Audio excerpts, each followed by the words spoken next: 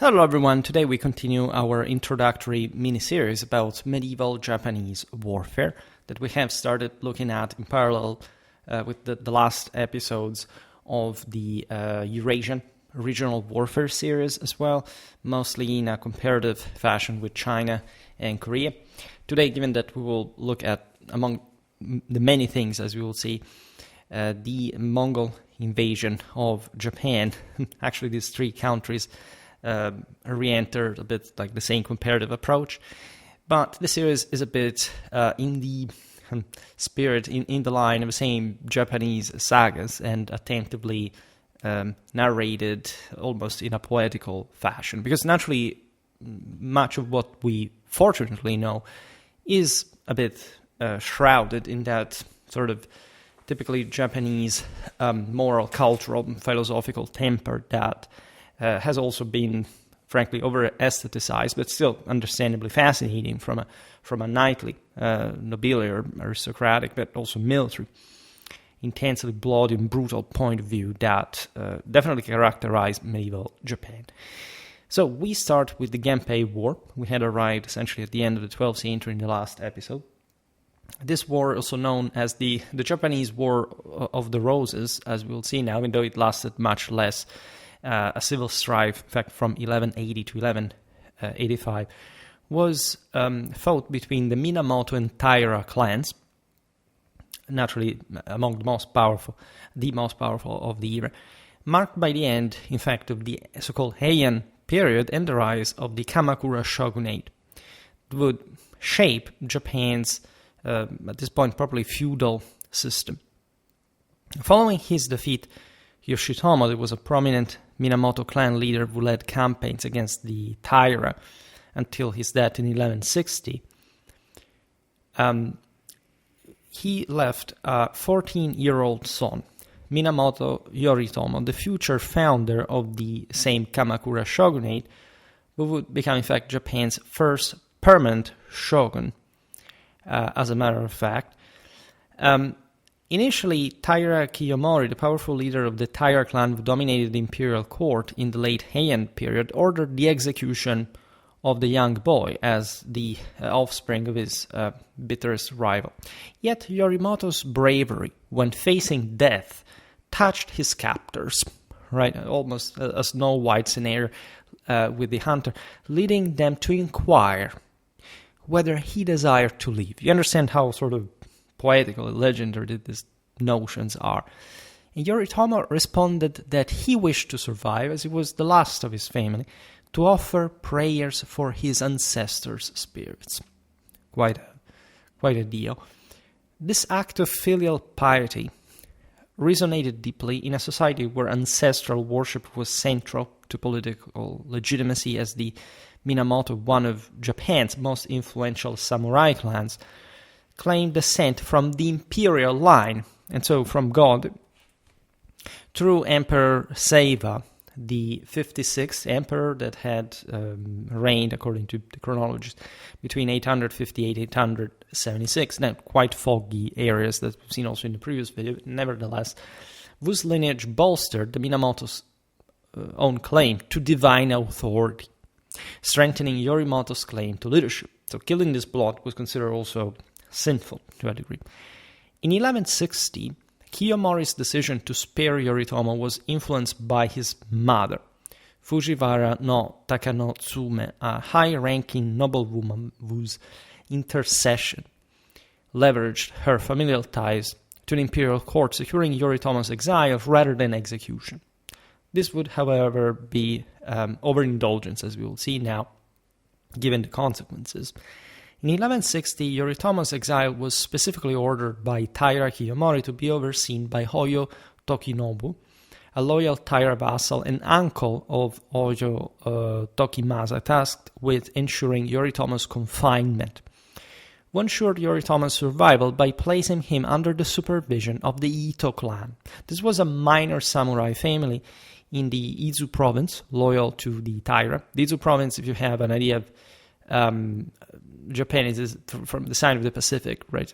Of course, the Pacific is all around. I mean, from the south of the ocean, a coastal region in modern-day Shizuoka Prefecture. Strategically important for its trade routes along, in fact, the oceanic coastline.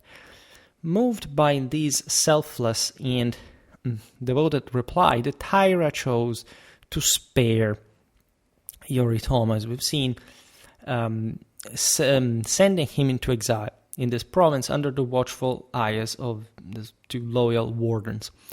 As Yoritomo matured, he fathered a son.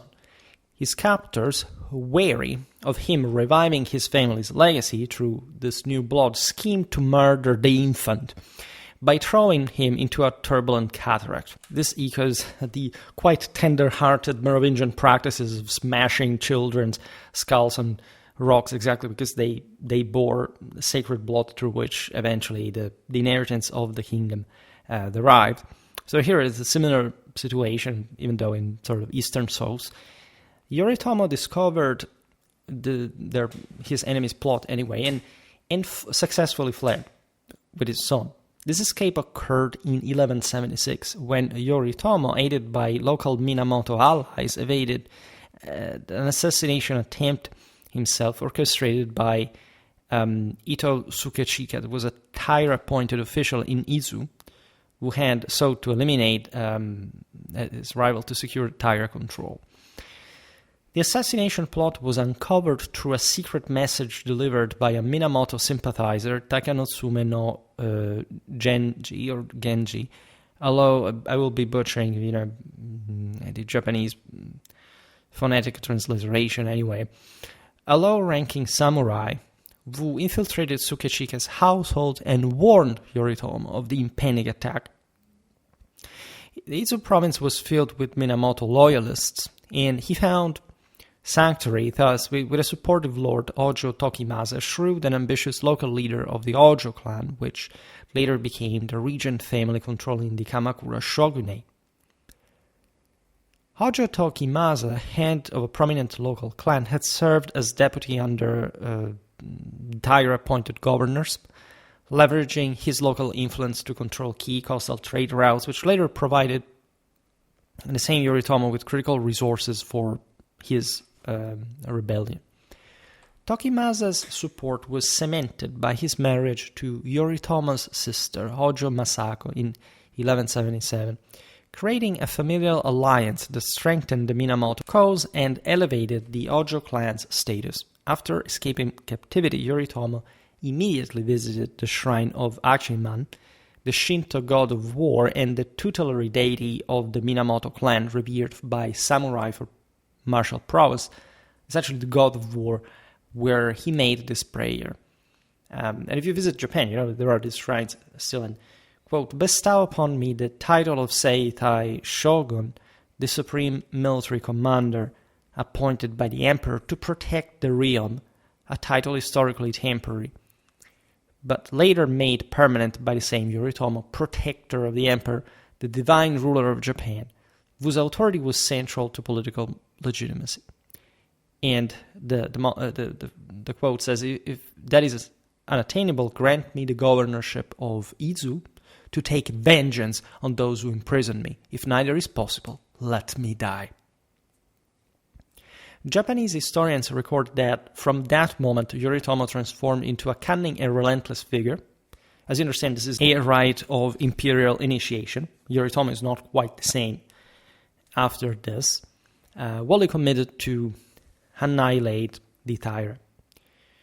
Yoritomo's visit to the aforementioned Ashiman Shrine at Tsurugaoka, a major religious site in Kamakura dedicated to the Minamoto's patron deity, in 1180 was accompanied by, in fact, a formal ritual where he presented a sword to the deity, symbolizing his vow to restore Minamoto supremacy. It's quite interesting. The sword offered was a tachi forged by the renowned swordsmith Yasutsuna of the Hoki province, inscribed with the Minamoto crest, symbolizing their divine mandate. All right. Yoritomo's invocation of Achiman, the patron deity of the Minamoto clan, was a strategic move to rally warriors who revered the deity, reinforcing his campaign with religious legitimacy, and again, against the specific enemies of the clan. This ritual was attended by 50 Minamoto vassals, so it was a pretty important ceremony that committed these other followers, who in fact swore oaths of loyalty on sacred scrolls, formalizing their commitment to Yoritomo's cause.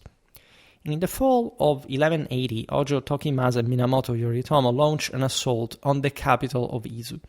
Their first campaign ended disastrously, as Yoritomo impulsively led his troops against a stronger adversary while allowing enemies to outflank him. So, too overconfident because of his sacred vows, the god of war, military protection. This defeat at the Battle of Ishibashiyama, fought in September near modern-day Odawara, was the first major clash of the Genpei War, seeing Yoritomo's forces literally ambushed by Taira allies under Oba Kagechika, a skilled Taira general who used terrain to his advantage, with exploiting the narrow mountain terrain to trap the Minamoto army. Oba Kagechika's forces number approximately 3,000, while Yoritomo's army consisted of only 300 men.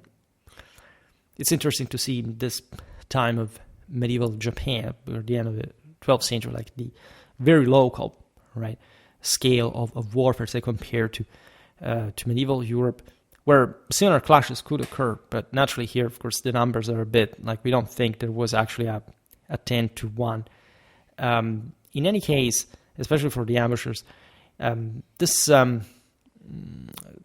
was used to highlight in the chronicles the overwhelming odds against the Minamoto. Oba Kagechika's ambush was facilitated apparently by local scouts who mapped the narrow passes of the Akone Mountains, enabling the pincer movement that cut off Minamoto retreat routes in the process. Despite this setback, the Minamoto's resurgence ignited a massive civil war that defined the era. The Minamoto, also called the Gen, a shorthand term for the Minamoto clan used in historical accounts of the Gempei War, clashed with the Taira, in fact known as the Pei. So literally, in fact, you find it also harmonized and sometimes spelled in English like Genpei with the M as opposed to the N before the P. The Pei were a shorthand term for Taira clan, reflecting this. Again, it's just like the War of the Roses, right? And reflecting the rivalry with the Gen in a conflict that consumed Japan, as we will see now. Taira Kiyomori passed away from natural causes before the war ended. On his deathbed, he told his followers to forego sacred readings or incense in his memory, declaring, quote, "Simply sever the head of Minamoto Yoritomo and place it above my grave," which seems like a pretty specific purpose. And his dying wish was not fulfilled anyway. The Minamoto gained widespread support across Japan, in fact, and adopted an efficient logistical approach enabling remarkable mobility. To also elude the stronger enemy forces at some point after the initial defeat resulting in bloodbath, Yoritomo established a network of gokenin, that is to say, a system of loyal samurai retainers who swore fealty to Yoritomo in exchange for land and protection, so a form of enfeoffment in exchange for military service, forming the backbone of his bellic power. Loyal retainers bound by land grants and oaths, ensuring a steady supply of provisions and troops from eastern provinces like Kanto, fertile and strategically vital region in eastern Japan, encompassing, in fact, modern-day Tokyo and surrounding areas. By 1183, Yoritomo's gokenin system included over 200 retainers, primarily from the aforementioned region. And the aforementioned land grants were formalized through written oaths of loyalty that basically were allowing this man basically just seize the enemy lands to settle themselves into them. It's a bit like, I don't know, when the Pope entitled the Normans already as lords of Sicily, even though they had yet to conquer from the Arabs.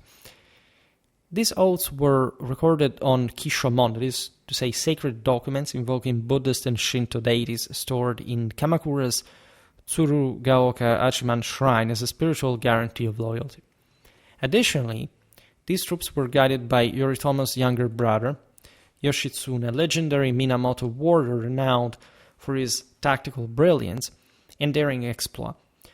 Few of Japan's heroes could rival with Yoshitsune's extraordinary prowess, according to legend that asserts how no human teacher could have honed such a warrior, with tales claiming he was trained by the Tengu, the mythical bird-like goblins in Shinto and Buddhist folklore, believed to inhabit mountains and teach martial arts to chosen warriors, mythical goblins of the mountains.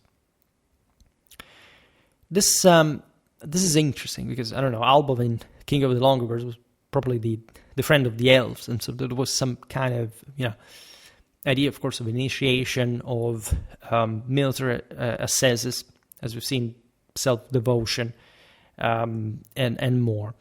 Naturally, you understand how the concept of sacred royalty associated with, in fact, like holy war and the faculty of command resonates across the entire world.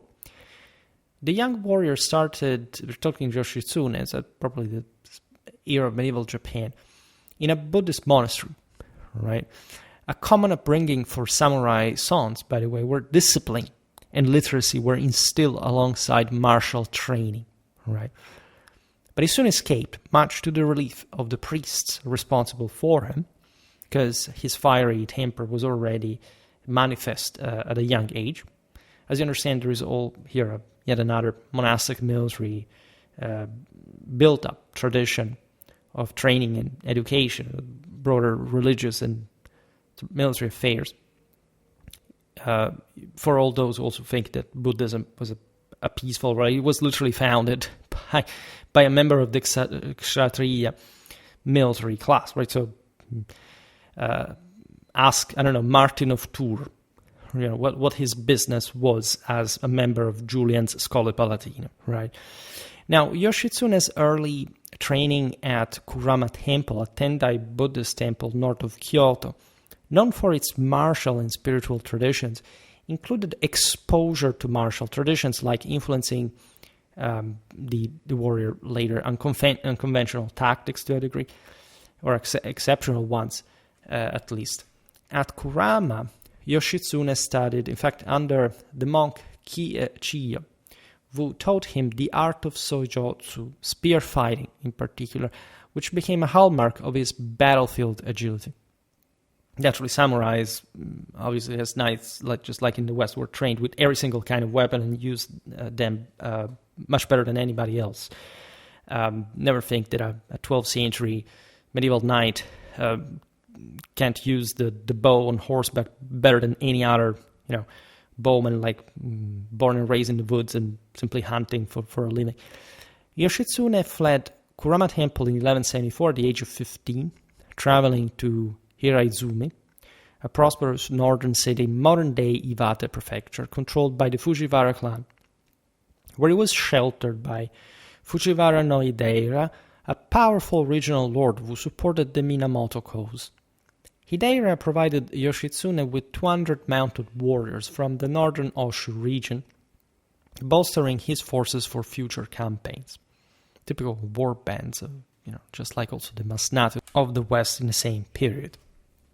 While traveling, the young warrior met Benkei, a legendary warrior monk known for his immense strength and loyalty, whose exploit became central to Japanese folklore. He was a Yamabushi, a mountain-dwelling ascetic warrior priest, trained in both spiritual and martial arts. A giant man, by the way, that had been physically tested in such unforgiving environment, who had allegedly taken 999 swords from vanquished enemies and sought his 1000th. Right? So when you read about medieval knights killing thousands of people, this number is naturally rounded up for the sake of symbolical meaning, but knights literally were designed to kill thousands of people. Not all of them would kill thousands of people, but it was not so strange after all. Here we can doubt that because we don't have the proof, but it was within the range, at least, of the top performing fighters. Naturally, through a life of combat, this is what, of course, the figure here means. Benkei being this ultra skilled, grizzled veteran. We had seen it all before, right? It's a hell of a trainer. At least why? Because Yoshitsune defeated him in single combat. He did not kill him. The Yamabushi swore allegiance to him, so recognizing him as his superior. So that the two became an inseparable duo. And naturally, that 1,000 that was alive within the same Yoshitsune. Benkei, reputedly born in Ki province, a region in modern-day Wakayama prefecture known for its sacred mountains and warrior traditions, was a skilled polearm fighter whose loyalty bolstered Yoshitsune's campaign, particularly in ambushes requiring brute strength, but also quite a sense of eyeballing.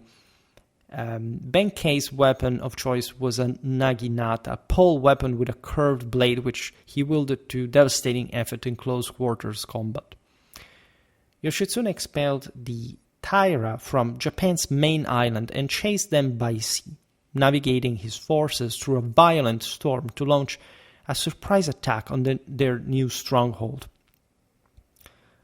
This pursuit culminated in the Battle of Yashima in 1185, a critical engagement on Shikoku Island where the Minamoto disrupted Taira defenses, and where Yoshitsune's daring night crossing of the inland sea, the body of water separating Japan's main island of Honshu, Shikoku, and Kyushu, disrupting Taira defenses and forcing their retreat to the same Shikoku. At Yashima, Yoshitsune's forces numbered only 150 ships compared to the Taira's 400. Yet his strategic use of fire arrows to ignite Taira encampments created some chaos, enabling the Minamoto victory. We do not know, again, precisely what happened in these battles. Again, also the numbers are given in but the kind of oriental fashion that means something just in mathematical symbolism, but is not like a particularly rational, critical, or analytical description of what actually happened. We can imagine Yoshitsune's fire arrows being crafted with pitch-soaked cloth, ignited by specially trained archers from the Sagami province, ensuring maximum incendiary impact by the time standards. In feudal Japan, naval battles typically involve a brief struggle to gain the weather gauge, the advantageous upwind position in naval combat that allowed better control and archery range. For archery advantages rather than tactical maneuvering. The battle started with inconclusive skirmishes, but shifted when the Minamoto won over Taira Admiral Tonomori, skilled Taira commander whose defection mid-battle turned the tide. Wu defected with his ship mid-battle. Tonomori's defection was orchestrated by Minamoto agents who exploited his rivalry with Taira leaders, securing a critical advantage in naval positioning. Considered, of course, that the battle would unfold also with boarding, etc. There wasn't, just like in general medieval warfare, much of an overwhelming amount of maneuvering, in the sense that still troops, ships maintained this linear cohesion. In any case, here, properly Tonomori's defection was facilitated by a bribe of 500 koku of rice, a currency of wealth in feudal Japan, offered by Minamoto emissaries during a secret meeting on Hawaii Islands, so it seems. Tonomori's defection involved as many as 100 ships, which turned the tide by allowing the Minamoto, at that point, in fact, with a section of the line gone, to encircle the Taira fleet. Hence the consequence, which was devastating for the Taira. Their samurai fought courageously to defend the ship carrying the infant emperor. By the way, the Emperor Antoku, a 6-year-old Taira-installed emperor during the same years, reigning during the same years of the war. and whose reign in fact symbolized the Taira control over the imperial court in the moment. When their defenses collapsed, the Taira women adorned the young sovereign in ceremonial robes and leapt into the sea with him, taking the sword, mirror, and seal, the sacred treasures of the imperial house, believed to have been bestowed upon the first emperor by his mother, the sun goddess Amaterasu. This action was naturally dictated by not just the lost honor that came with the defeat, right? So the lack of the imperium of the young emperor and his followers, but of course also in order to go on their own terms, not suffering the humiliation of being seized by their enemies and put to death equally, and especially following this young blood that, as we've seen, was meant, right, to descend himself from the divine, and the fact of bringing these sacred objects, right, having been passed down since Amaterasu to the Japanese ruler, was essentially the emblem of a sinking empire, right? Together with the divine authority of the Japanese emperor being now dissolved by his opponent. The Minamoto, however, exactly for this, recovered the mirror and the seal. The sword was lost forever, however, which of course marked another step, the end of an era in Japanese history. The sword, known as Kusanagi no Tsurugi, one of the three sacred treasures, a legendary blade said to have been found by the god Susanoo, was reportedly lost when Taira no Tokiko, grandmother of Emperor Antoku and the key Taira matriarch, had leapt herself into the sea with her grandson and the other treasures. Tokiko carried the treasures in a lacquered chest, which sank in the Shimonoseki Strait, with divers later recovering, in fact, only the mirror and the seal after a week-long search ordered by Saint Yoritomo that wanted to impersonate his full legitimacy through the recovery of arguably the most important of the treasures. Emperor Antoku ascended the throne. The triumphant Yoritomo began making extended visits to Kyoto, the imperial capital since 794, the political and cultural center of Japan, where he pursued and ultimately obtained the title of Seitai Shogun, that, as we've seen, he had devoted himself to the god of war for, becoming thus the supreme military leader of the nation. Traditionally, emperors appointed such leaders temporarily to address specific crises, but Yoritomo established the role as permanent.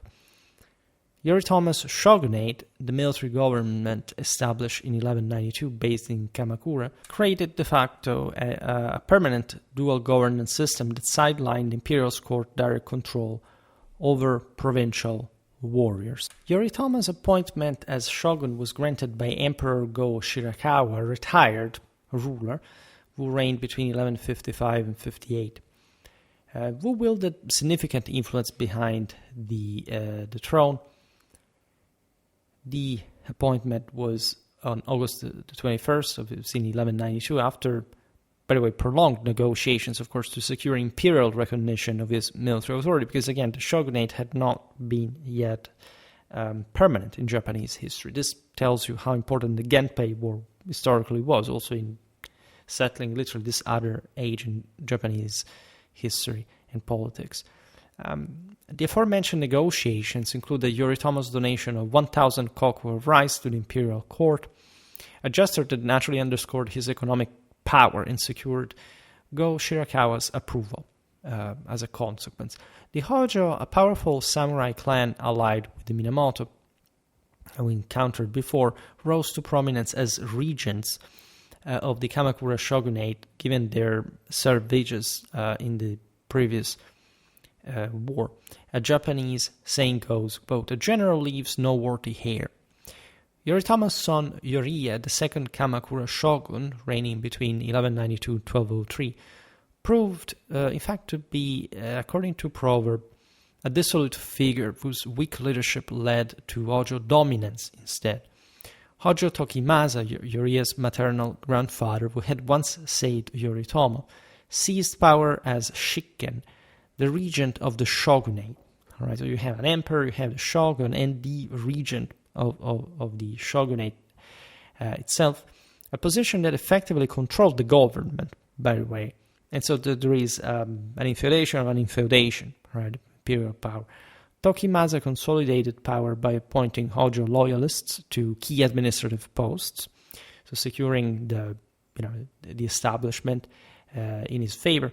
There is the Mandokoro, for example, as the shogunate's governing council responsible for administrative and financial affairs, that was effectively seized by the Hojo, that through this office could control land redistribution. Tokimasa's appointments included his son, Hojo Yoshitoki, head of the samurai-dokoro, the military board overseeing samurai affairs, strengthening Hojo control over Kamakura's bureaucracy. It's interesting that there is properly an estate of samurais that is supervised by this case, like even the supervisor of the shogunate. In 1203, Tokimasa orchestrated the exile of Yoriie to Shuzenji, a temple in the aforementioned Izu province, where he was later assassinated in 1204 by a Hojo retainer Nagao Taro, who poisoned Yoriie's sake during a ritual ceremony. This allowed Tokimasa to install Yoriie's younger brother, Sanetomo, the third Kamakura shogun, reigning between 1203 and 1219, as a figurehead under Hojo control. The system persisted for over a century, with Japan governed by emperors controlled by shoguns who were themselves manipulated by the Hojo clan. And this was, by the way, the peak of medieval Japanese civilization, just like in the rest of Eurasia. Flourishing, naturally, as you understand, here are offices. There is a sort of hierarchical growth among the samurais, etc. During this time, however, the Mongols, that we definitely made some video about, so their nomadic empire under Genghis Khan and his successors, dominating Asia in the 13th century, thought well from their Chinese base of power to invade Japan. Nichiren, a militant Buddhist monk, 1222-1282, who founded the homonymous sect emphasizing the Lotus Sutra, cautioned that unless the imperial court of Japan embraced his teachings, the Mongols would invade the islands. Nichiren's warnings, rooted in his Lotus Sutra-based doctrine, which he believed offered divine protection against foreign threats in particular, were formally presented in his treatise Risho Ankoku Ron in 1260, submitted to Hojo Tokimune, the 8th Hojo regent reigning between 1268 and 1284, known for his leadership during the Mongol invasions, predicting foreign invasion as divine retribution of the sin of the Japanese. The treatise was hand-delivered to Tokimune by Nichiren's disciple, Nichiro, at the Hojo's Kamakura residence, accompanied by a public recitation to emphasize its urgency. It had naturally a prophetical and divinely inspired value. The emperor disregarded his warnings, though. Right? It almost sounds like when the Romans were warned by the arrival of Brennus. Meanwhile, the Koreans, inhabitants of the peninsula that faced Japanese pirate raids, the Wako, in earlier centuries, I made a video about medieval Korean warfare, sought refuge for Japan's earlier invasions. A Korean emissary, Cho I at the Mongol court, suggested, for this reason, to Kublai Khan, the Mongol emperor, who reigned between 1260 and 1294, as the founder, by the way, of the Yuan dynasty. I made multiple videos probably about the Yuan, Kingizid and Yuan, Mongol-Chinese warfare, right, and including part of their expeditions to Japan. Kublai Khan, known for his ambition to expand into East Asia further, that subduing Japan would bring both prestige and riches. We are in 1271, right? This would offset Mongol losses in Song China that was still ruling for another 8 years before being taken over as well. Resisting Mongol conquest, taking down Japan would have caused some sort of domino effect across the entire Far East. Cho I's proposal, so therefore as a sort of Korean revenge against the Japanese centuries-old piratical raids, was supported by a detailed report on Japan's coastal defenses that were known to the Koreans that had their own naval scouts as well, compiled, in fact, from Korean merchants who traded at Akata Bay, highlighting Japan's vulnerabilities, which was very useful for the Mongols. Kublai Khan, in fact, eagerly accepted. This is naturally a story. I mean, they would have had in their mind to, say, attack Japan at some point, given that it was close at hand. The Koreans, in between, make perfect sense, even though they had been subdued by the Mongols partly, and they were forced, also conscripted in part, to go fight and die in the naval expedition. Kublai Khan demanded tribute through his Korean vassal to Japan, inviting the latter's ambassadors to his palace to display his magnificent empire's grandeur and military strength, which indeed was. The emperor, shogun, and shikken remained defiant in front of these Mongol-veiled threats. In response, the Chinese assembled a force of 900 ships, 25,000 troops, and 15,000 Koreans equipped with Chinese-style bombards, early gunpowder weapons that fired iron shot adopted from Song China apparently, giving the Mongols a significant range advantage. The Mongol fleet in 1274 included 300 large vessels and 600 smaller boats constructed in Korean shipyards under Mongol supervision. These cultures all had some importantly advanced naval warfare, by the way, and they were in the sense more advanced than the same Japanese. The aforementioned bombards were manned by Chinese artillery specialists from the Song dynasty trained in the use of the Wo-Pao, catapults of launching explosive shells, enhancing the Mongol firepower, disrupting enemy vessels and fortifications. The Mongols landed on Kyushu Island, Japan's southernmost main island, a key entry point for invasions due to its proximity to Korea, because, as you know, Japan is basically transversal, so it meets with the south, essentially the Korean latitudinal descent. This is the first invasion of Japan, and the Japanese samurai confront the invaders. This is an unequal clash because actually the Mongols, the Chinese, the Koreans altogether are a greater force, a greater advance. This is just like, I don't know, the Persian Wars, Xerxes' invasion of Hellas. The Greeks are actually the weaker side, but they exploit their homeland, and with a pinch of fortune as well, they manage to pull a magnificent victory off.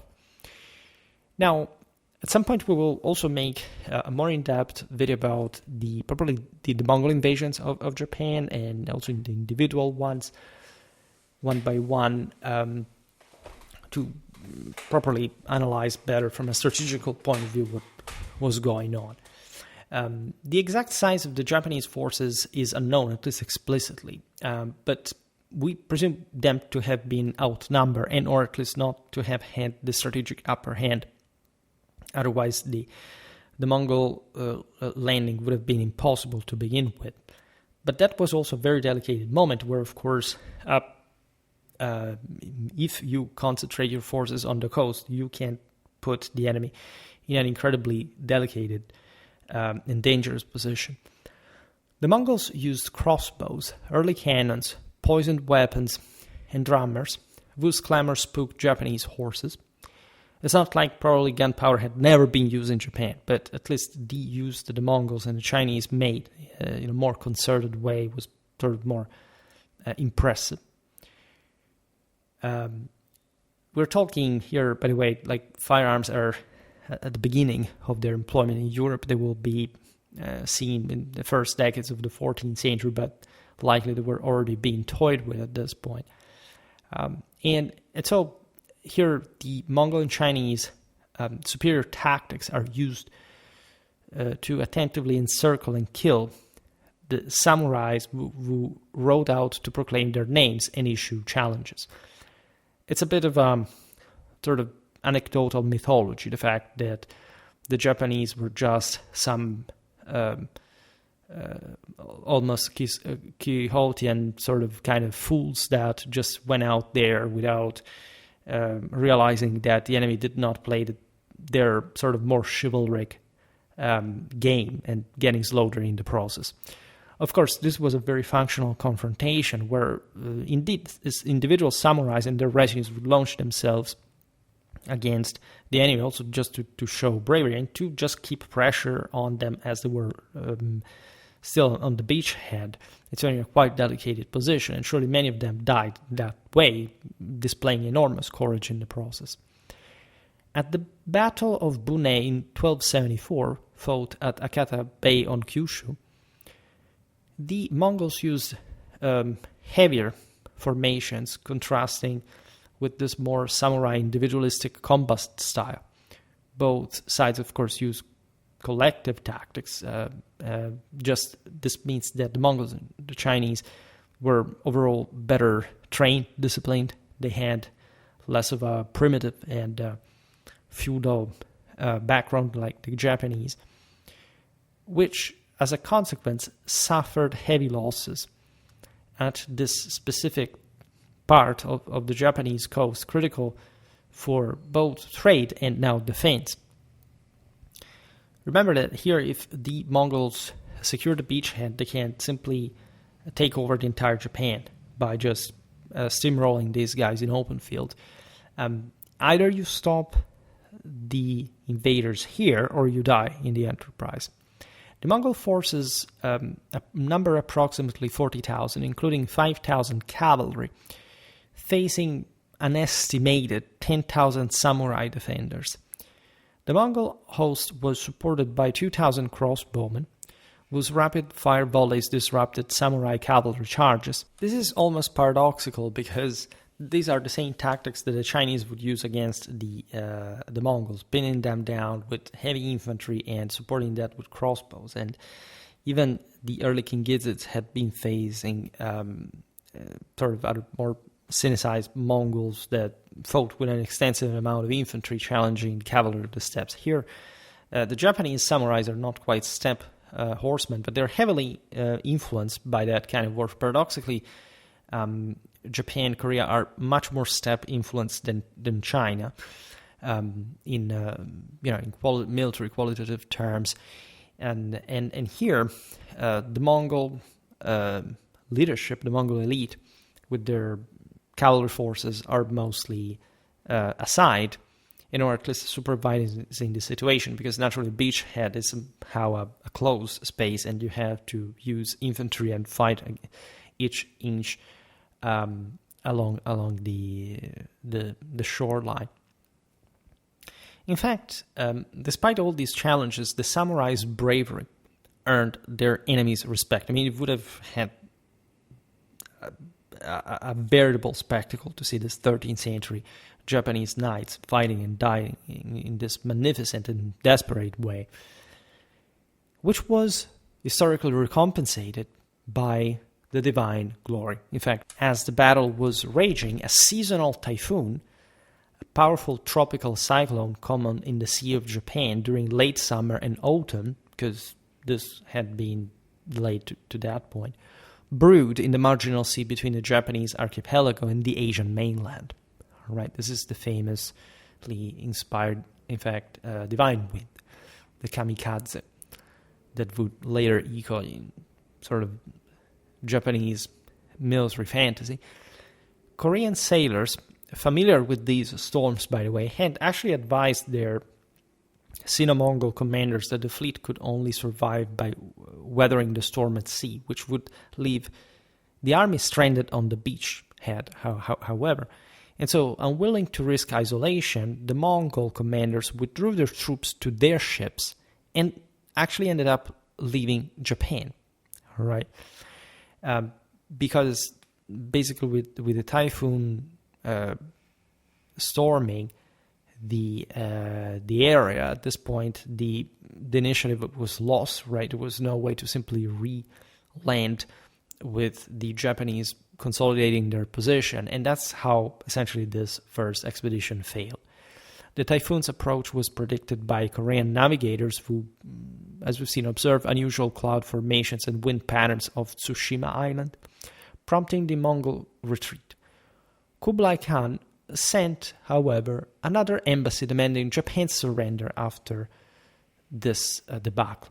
Hojo Tokimune responded by beheading the 5 Mongol emissaries in 1275 at Kamakura on the beach of Tatsunokuchi, a site associated with Nichiren's near execution, signaling Japan's resolve to resist foreign subjugation or die, and solidifying Tokimune's reputation as a hell of a leader.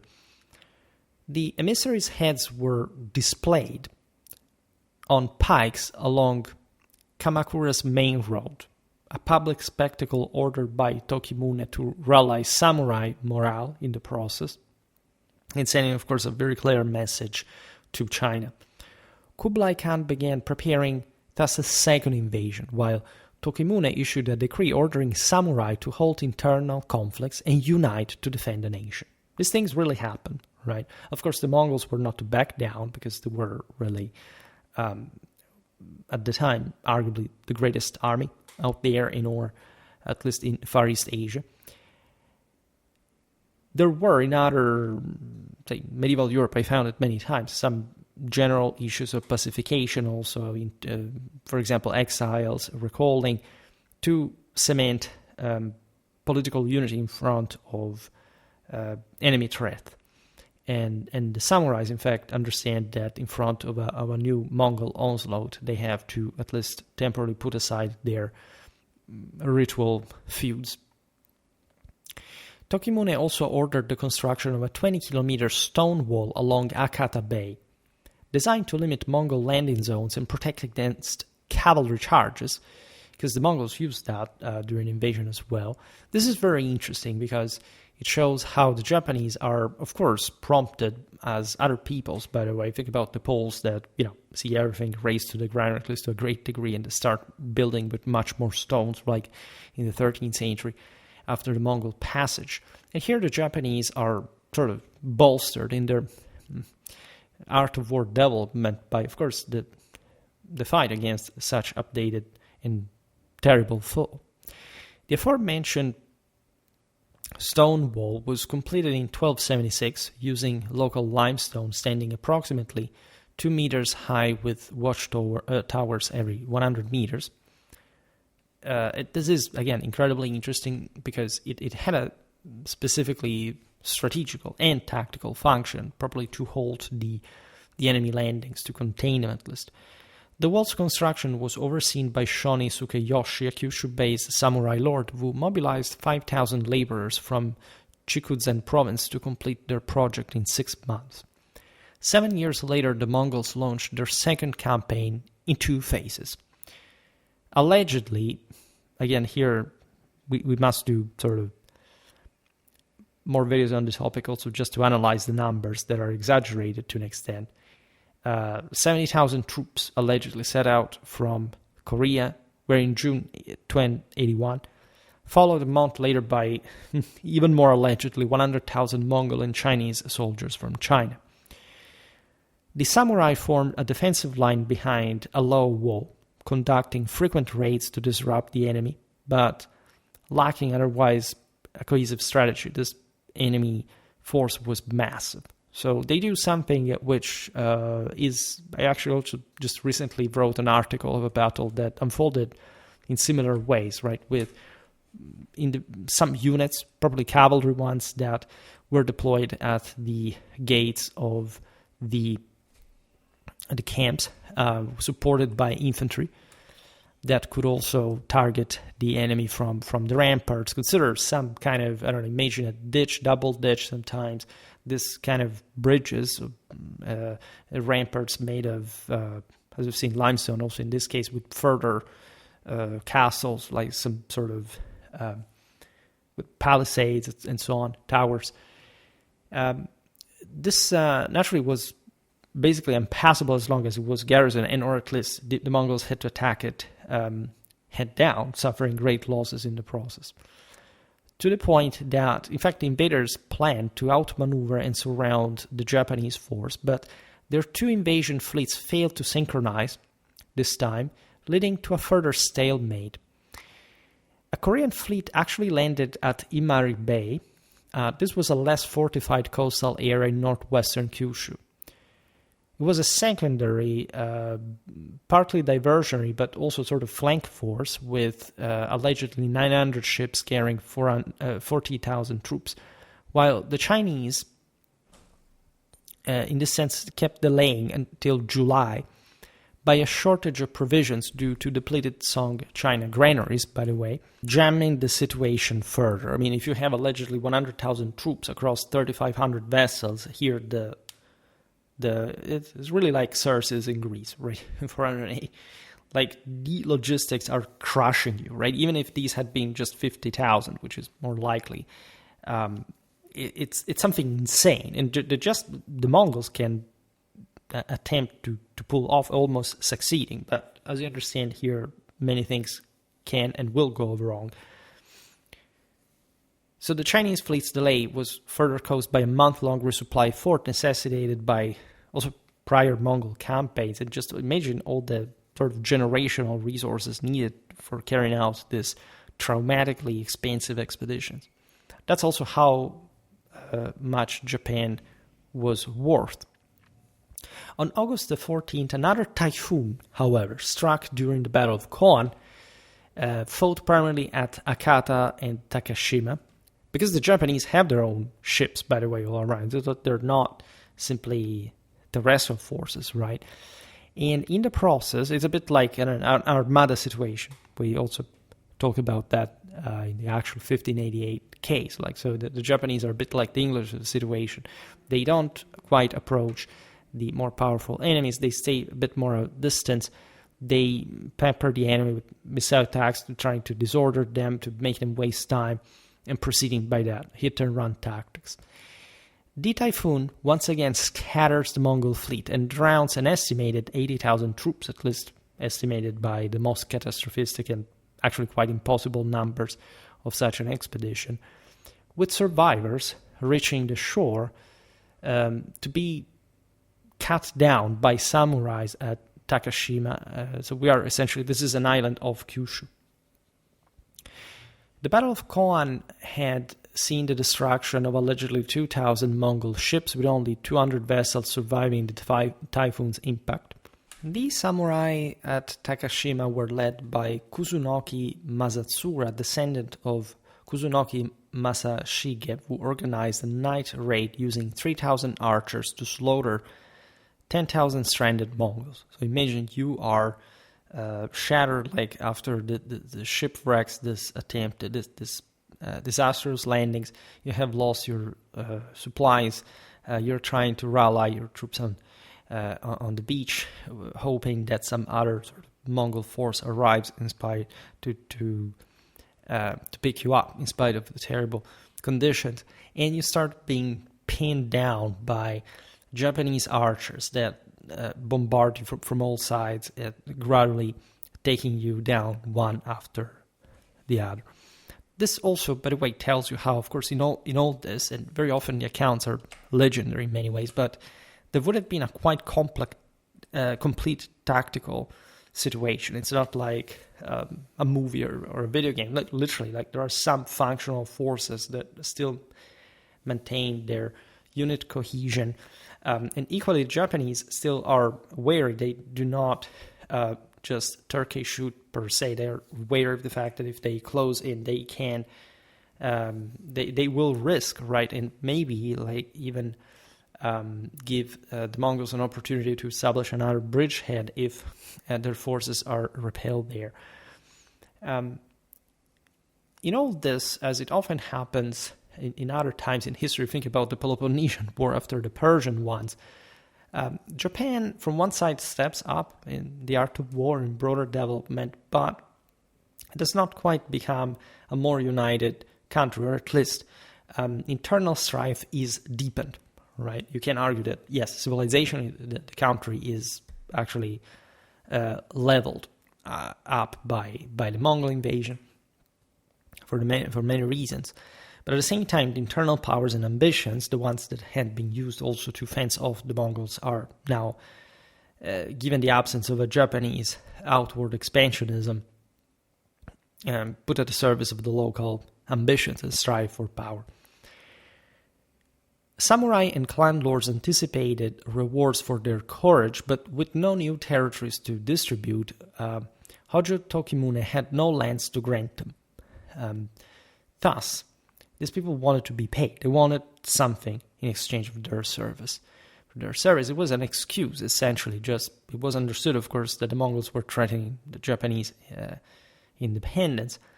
But now the entire political, social balance had been shattered to the point that these men in arms were just a step away from a change of power.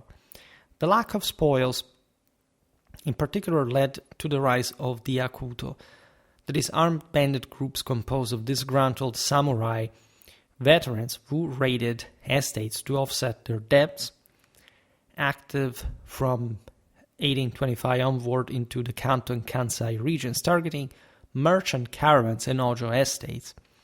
The Akuto were often led by former Gokenin such as Takanotsune Yorikane, who turned to banditry after being denied land grants for his service in 1281.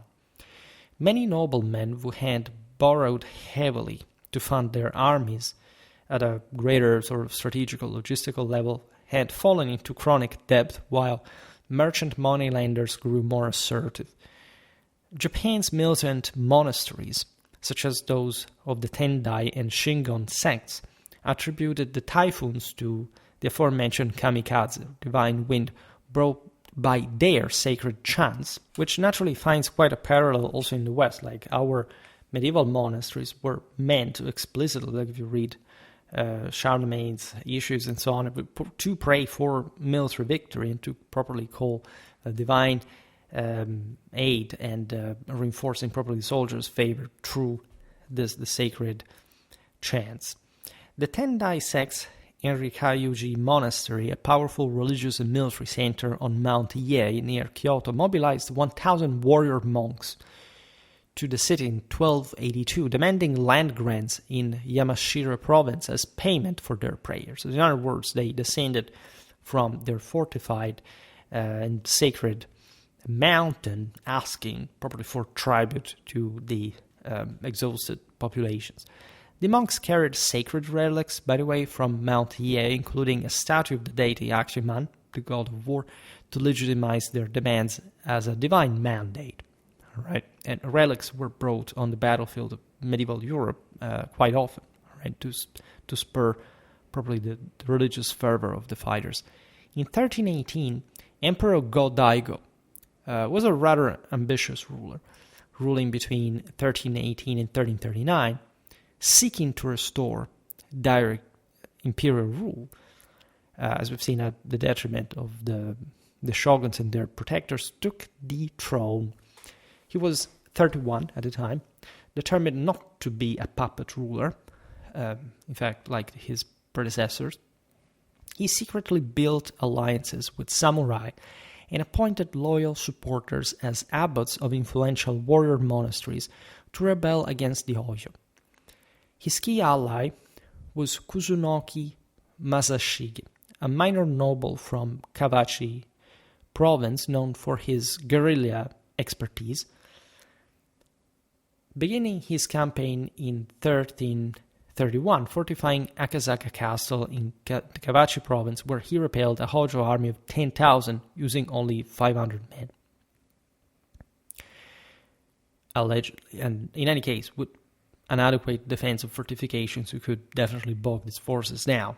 Right, it's not strange. Like, again, 10,000 men is not this enormous force. If you look at what Europeans were doing at this time, there were much larger armies in general.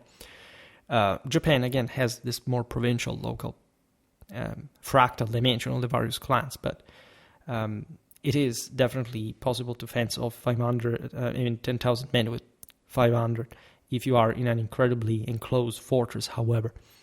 Masashige's defense of Akasaka relied, in fact, on a network of hidden tunnels constructed over 3 months, allowing his forces to ambush Hojo troops from concealed positions, and therefore rendering their force concentration in open ground worthless. Naturally, this wasn't the only reason why they were defeated. Again, these are all anecdotes, exaggerations, whatever. In 1331, the Hojo deposed Go-Daigo and banished him to Oki Island in the Sea of Japan, where he was guarded by 200 Hojo retainers under the command of Sasaki Takauji, who later defected to the same Go-Daigo's cause.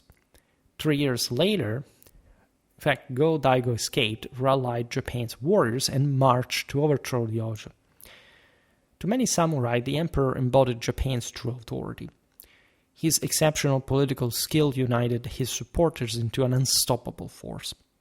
In defeat, 800 Hojo samurai performed seppuku, the ritual suicide by disembowelment, at Kamakura in 1333, marking the end of Hojo dominance with their administrative center burned by imperial loyalists. There is something similar to, say, the duality of papacy and empire. There were something strictly different, but the idea that there is a divine force more than else, and another that guards it is, if anything, a bit like the Abbasid caliphs that were also leaders, right? Secular rulers and universal rulers, but guarded by essentially the Seljuk forces, right? That's the best parallelism. Because here, as you understand, even the monks are pretty heavily militarized. Again, the West had something similar, but it was more neatly distinguishing properly the lay and ecclesiastical dimension. It's something quite unique to Europe, or at least one that informs the functional dual power in the old world. Now, the Hojo's final stand involved 6,000 defenders at Kamakura, overwhelmed by Go-Daigo's 20,000 strong Imperial army. The Imperial army included 2,000 cavalry led by Nitta Yoshizada, a Minamoto descendant whose charge through Kamakura's Inamura Cape broke Hojo defenses. Go-Daigo made a critical mistake by granting the majority of his victories' rewards to Ashikaga Takauji, this Minamoto-descended war hero whose great-grandfather had committed seppuku to secure divine favor for his descendants' rule. So people you didn't have to blip around just by... This tells you, of course, like the traumatical, brutal primitivity and rigidity of the Japanese mentality, which turns out to be useful, at least at some levels of this, war kind of warfare. Takauji aimed to fulfill that legacy by overthrowing Go-Daigo and installing a compliant emperor, Komio, who actually ruled in his own regard between 1336 and 1348. Takauji's betrayal in 1336 stemmed from his exclusion from Daigo's Kenmu restoration that lasted from 1333 to 36, in fact, up to his rebellion, that had attempted to restore direct imperial rule, as we've seen, alienating powerful military families, though, because they were the ones that, in a way or another, connected with the shogun or not, thought that they had, in fact, more autonomy with that dual balance rather than a stronger imperial authority. Takauji defection was formalized in 1335 when he captured Kyoto with 15,000 troops, forcing Go-Daigo to flee to Yoshino, a mountainous region south of Kyoto, where he established the Southern Court, aided by 1,000 loyalist samurai under Kitabatake Akiye, who fortified Yoshino's rugged terrain with wooden palisades. From his southern court, Go-Daigo waged an intermittent campaign to regain power until 1392. Ashikaga Takauji became shogun, and his family held power until the 1460s. You understand, here we're also a bit in the midst of the medieval crisis, so there is something that basically crippled a bit the whole system. It exhausted its own military resources. And here we have been skipping lots of things in between, by the way, and you understand it's just, as I was saying before, almost an epic tale of military sagas, medieval Japan. But we can look at some things in hindsight here, because we will then make at least another video about this, and then we will, if anything, talk more about medieval Japanese warfare in other ways. The Ashikaga Shogunate, established in 1338 in Kyoto's Muromachi district, known for its cultural patronage and decentralized rule, relied on a network of shugo, regional military governors whose growing autonomy fueled later conflicts. The Muromachi's district main administrative building, the Hana no Gosho, was constructed with timber from Ki province and housed 200 scribes managing shogunate records. So when you look at today's Japanese warfare, only these few wars, such as the Genpei War, Mongol invasions of 1274 and 1281, and Go-Daigo's struggle for power, were capable of practically engulfing the entire nation. Which was admittedly, just as we've seen, at a relative distance from essentially a century to another, but still essentially exhausting and naturally absorbed, of course, by the system, but redefining it, reshaping it in different ways that today we just quite can't sum up without browsing more extensive evidence analysis of how, by degrees, like the society changed. But it was not very different in trends from other parts of Eurasia. Between and during these major wars, countless smaller battles raged among the daimyo, the powerful regional samurai leaders who controlled land and private armies. They're a bit like the protagonists, the nobility, the barons, so to say, of medieval Japan. We will see better this, if anything, in other videos. Under the Ashikaga Shogunate, by the way, these clashes actually increased in frequency and intensity. In part because of the crisis of the mid-14th century. It's a bit like the age of our soldiers of fortune, the mercenary companies, free companies. But it's something that protracts itself further in certain cases. There is the Onin War 1467-1477, sparked by a succession dispute within the Ashikaga Shogunate itself, marked by, marking the start of the Sengoku period itself, that would open to another center of near constant warfare, right, up to the 17th century, basically, driven by rival daimyo. Yamana Sozen, a powerful western daimyo, and Osowaka Katsumoto, an eastern daimyo, clashed in Kyoto's northern districts on May the 26th, 1467, famously with Yamana's 20,000 troops facing Ozokawa's 30,000. Imagine, again, having a regional power, but without a particular outlet in external expansionism. Of course, you're going to reverse these forces in the continent. Imagine the Europeans, if they had, say, in a scenario in which they can't or won't take the seas during the age of exploration. They would have concentrated a much larger amount of forces in internal strife. And even that they were fighting a lot. So imagine Japan a bit in this optic, right? A greater instability due to some overall, lack of properly uniform statal control, some sort of important complexity in all this feudal entanglement. And when you look at, for example, the War of 1467, you realize that the initial clash was sparked by a dispute over the same succession of the Ashikaga. So it's always a bit the same picture. The inheritance, right, over this, at the end of the day, dynastic force, with Yamana supporting Ashikaga Yoshimi and Hosokawa backing Ashikaga Yoshimasa.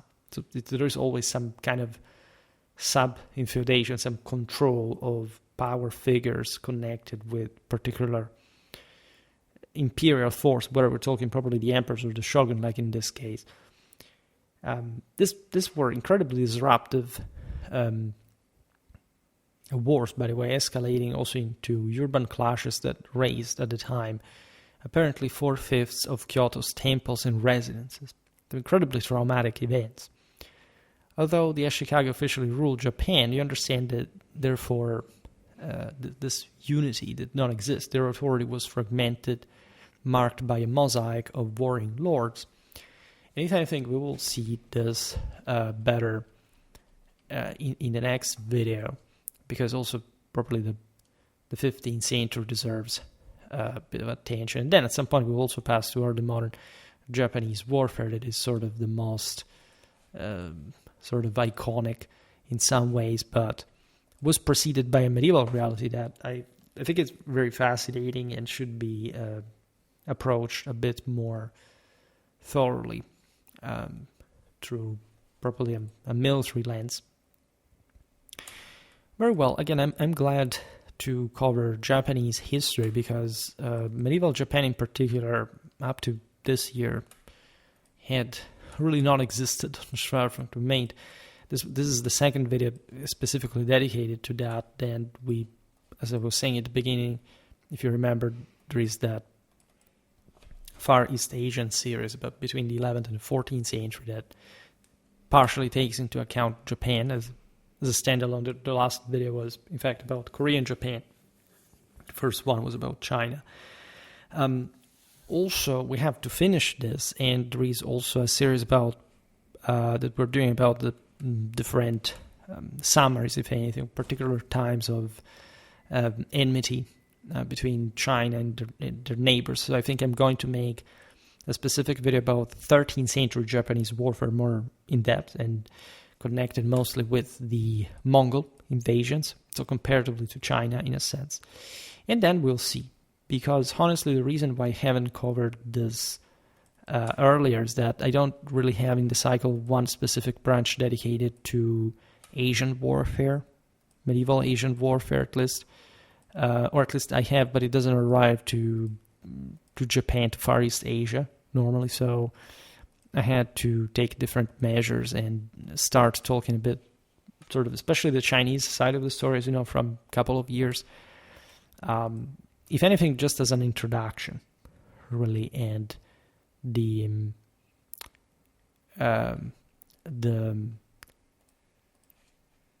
this is I haven't created a playlist about medieval Japan. I think I made a video about the Battle of Midway recently. It's relatively unrelated. I wanted to make something on Tsushima that also came up here during the same Mongol invasion of Japan in the centuries before. And yeah. So, well, we'll continue more or less along this pattern. Again, I'm glad that we successfully covered this part of medieval Japanese warfare. For today, however, I stop it here. I just hope that you enjoyed this video. If you did, please share it. Otherwise, leave a like or subscribe to my channel if you're interested in my upcoming content. As always, I thank you heartily for listening to me. I wish you a nice time and see you next time.